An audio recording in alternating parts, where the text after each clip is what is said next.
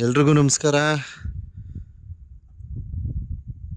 ನೋಡಿ ಹೇಗಿದೆ ಈ ಸ್ಥಳ.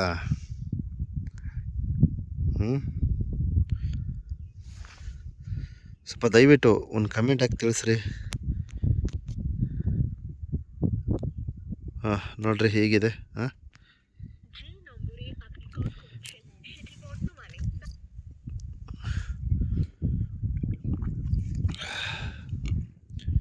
ಇದು ಯಾವ ಸ್ಥಳ ಗೆಸ್ ಮಾಡಿ ಒಂದು ಅಂದಾಜು.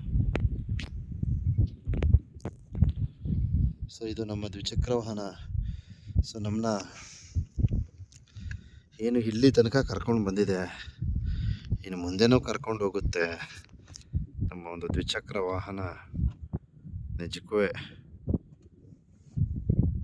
ನಮಗೆ ತುಂಬ ಏನು ಈ ತರಹದ ಪ್ರವಾಸಿ ತಾಣಗಳಿಗೆ ಅನುಕೂಲಗಳನ್ನು ಮಾಡಿಕೊಟ್ಟಿದೆ. ಇದು ಯಾವ ಸ್ಥಳ ಅಂತ ಒಂದ್ಸಲ ಗೆಸ್ ಮಾಡಿ. ಓಕೆ, ನೀವು ಗೆಸ್ ಮಾಡಿದ್ರೆ ಮಾಡಿ, ಮಾಡದೇ ಇರಲ್ಲ ನಾನೇ ಹೇಳ್ತೀನಿ. ಸೊ ಇದುವೇ Maidadi view point. So Maidadi view point ಅಂತ ಈ ಸ್ಥಳ. ಸೊ ಇಲ್ಲಿ ಏನು ನಮ್ಮ ದ್ವಿಚಕ್ರ ವಾಹನವನ್ನು ಇಲ್ಲಿ ತನಕ ಬರ್ಬೋದು. ಸೊ ನೋಡಿ ಇಲ್ಲಿ ಬಂದಿದ್ದೀವಿ. ಇಲ್ಲಿ ಬಹಳ ಒಂದು ವಿಶೇಷ ಏನಪ್ಪ ಅಂದರೆ, ಈ ಮೈದಾಡಿ ವ್ಯೂ ಪಾಯಿಂಟ್ಗೆ ನಾನು ಏನಕ್ಕೆ ಬಂದಿದ್ದೀನಿ ಅಂದರೆ, ಇಲ್ಲಿ ರಾಣಿಜರಿ ತಾವೆಲ್ಲಿ ವೀಕ್ಷಣೆ ಮಾಡಿ. ಈ ಒಂದು ರಾಣಿಜರಿ ವ್ಯೂವನ್ನು ವೀಕ್ಷಣೆ ಮಾಡಲು ಬಂದಿದ್ದೀನಿ. ನೋಡಿ ಹೆಂಗಿದೆ. ಇದೊಂಥರ ಕೈಲಾಸ ಇದು. ಇಲ್ಲಿ ಏನು ಒಂದು ಭಾಳ ಬೇಜಾರು ವಿಚಾರ ಏನಪ್ಪ ಅಂದರೆ, ಬಿಸಿಲು ಆಪೋಸಿಟ್ ಇದೆ. ಇದು ನನಗೆ ಬಹಳ ಅಸಮಾಧಾನವನ್ನು ತಂದುಬಿಡ್ತು. ನೋಡಿ ಬಿಸಿಲು ಆಪೋಸಿಟ್ ಇದೆ. ಸೊ ಇಲ್ಲಿ ಏನು ಈ ಸೂರ್ಯ ಈ ಭಾಗ ಬಂದರೆ ಆ ಒಂದು ವ್ಯೂ ಪಾಯಿಂಟು ಅಲ್ಟಿಮೇಟಾಗಿ ಕಾಣಿಸುತ್ತೆ. ಏನು ರಾಣಿಜರಿ ವ್ಯೂ ಪಾಯಿಂಟು. ಸೊ ಈ ಬಿಸಿಲು ಹೋಗಲಿ ಅಂತ ಕಾಯ್ತಾ ಇದ್ದೀನಿ.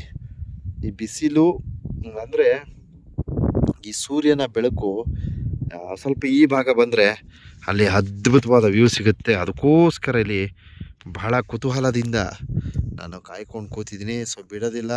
ಸೊ ದಯವಿಟ್ಟು ಏನು ಈ ಒಂದು ಮೈದಾಡಿ ವ್ಯೂ ಪಾಯಿಂಟ್ ಅಂತಕ್ಕಂಥ ಸ್ಥಳಕ್ಕೆ ತಾವು ಸಹ ಆಗಮಿಸ್ಬೋದು. ಸೊ ಇಲ್ಲಿ ಗೂಗಲ್ ಮ್ಯಾಪ್ ಅಳವಡಿಸ್ತೀನಿ. ಇಲ್ಲಿ ಕಳಸ ಏನಿದೆ, ಕಳಸ ಸಮೀಪದಲ್ಲಿ ಏನು ಈ ಒಂದು ಯಾವುದದು ಊರ ಹೆಸರೇನಪ್ಪ, ಮರಸಣಿಗೆ ಅಂತಕ್ಕಂಥ ಒಂದು ಊರಿದೆ. ಸೊ ಅಲ್ಲಿ ಬಲಗಡೆ ತೆಗೆದುಕೊಂಡ್ರೆ ನಾವು ಈ ಒಂದು ವ್ಯೂ ಪಾಯಿಂಟ್ಗೆ ಆಗಮಿಸಬಹುದು. ಕಾರ್ನಲ್ಲೂ ಸಹ ಬರ್ಬೋದು. ತಾವು ಸಹ ಏನು ಈ ಒಂದು ರಾಣಿಜರಿ ವ್ಯೂ ಪಾಯಿಂಟ್ಗೆ ಆಗಮಿಸಿ ಇಲ್ಲಿನ ಸುಂದರವಾದ ಮನಮೋಹಕವಾದಂತಹ ದೃಶ್ಯಗಳನ್ನು ಕಣ್ತುಂಬ್ಕೊಳ್ಳಿ ಅಂತ ವಿಡಿಯೋನ ನಾನೆಲ್ಲ ಯೂಟ್ಯೂಬ್ ಚಾನಲ್ನ ಚಂದಾದಾರರಿಗೆ ಮತ್ತು ಫೇಸ್ಬುಕ್ ಪೇಜ್ನ ಫಾಲೋವರ್ಸ್ಗೆ ಸಮರ್ಪಣೆ ಮಾಡಿರ್ತೀನಿ. ದಯವಿಟ್ಟು ಈ ವಿಡಿಯೋ ಇಷ್ಟ ಆಗಿದ್ದಲ್ಲಿ ಒಂದು ಲೈಕ್ ಕೊಡಿ, ಒಂದು ಕಮೆಂಟ್ ಹಾಕಿ, ಒಂದು ಶೇರ್ ಮಾಡಿಬಿಡ್ರಿ.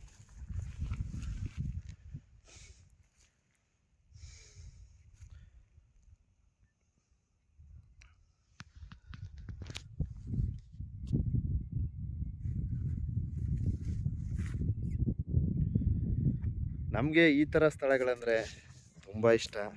ಸೊ ಈ ರೀತಿ ಸ್ಥಳಗಳು ಎಲ್ಲೇ ಇದ್ದರೂ ಬಿಡಲ್ಲ, ಹುಡ್ಕೊಂಡು ಹೋಗ್ತಾ ಇರ್ತೀವಿ.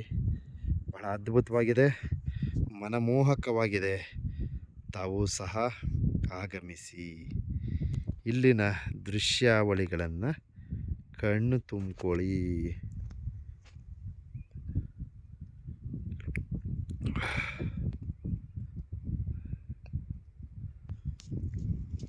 ಎಲ್ರಿಗೂ ಒಳ್ಳೆಯದಾಗಲಿ. ಧನ್ಯವಾದಗಳು.